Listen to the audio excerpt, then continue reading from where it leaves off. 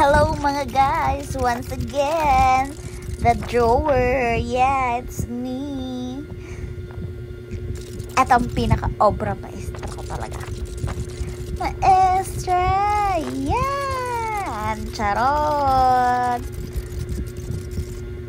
Feeling inner child. Feeling my inner child. Ano ba ang tawag doon? Yung ini-enjoy. Yan. Ginagawa ko mga bagay na kakapag-enjoy sa akin. Yung mga ginagawa ko nung bata pa ko, gusto ko magparami ng pera. Yan, ganyan. Ginalutop ko ang kwarta. Tapos ginabilang ko kung piraan ng tipon ko, di ba? Hindi na ako nagbakal monggol. Kaya, syempre, pero dati monggol lang ginagamit ko. Tapos pag-work na yung siya kung lutop-lutop. Yes, marami ng pera.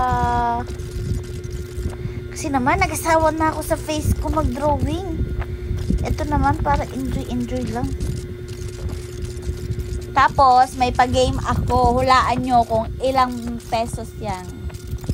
Tapos i-comment nyo kung ilan. Malay nyo may libre. May award. Char!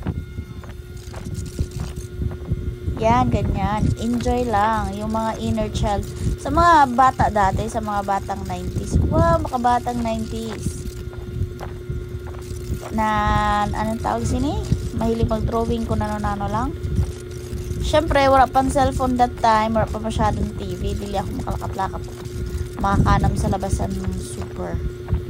So, and yes naman, na-realize ko, pag-drawing pala ng mukha, napakahirap.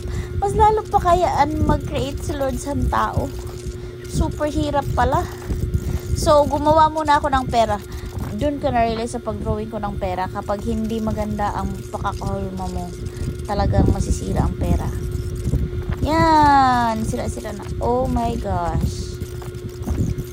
Pag masyadong madikit, masyadong maluwag, hindi maganda, nawawala ang pera, nasisira ang pera. Ganon. Kaya siya nawawala, nauubos. Yan, ganyan. Pag humingi ang baby nyo, nawala kayong pera, mag-drawing kayo ng pera. Tapos bigay nyo, bili mo sa tindahan, charot. Papaya yung bata, wag na. Ilan kaya yan? Ilan kaya yan? Magkano kaya yan? Sino kaya makakahula? May award. Push! Thanks for watching! Nag-enjoy ako. Enjoy lang. Ganon. Ilan lahat?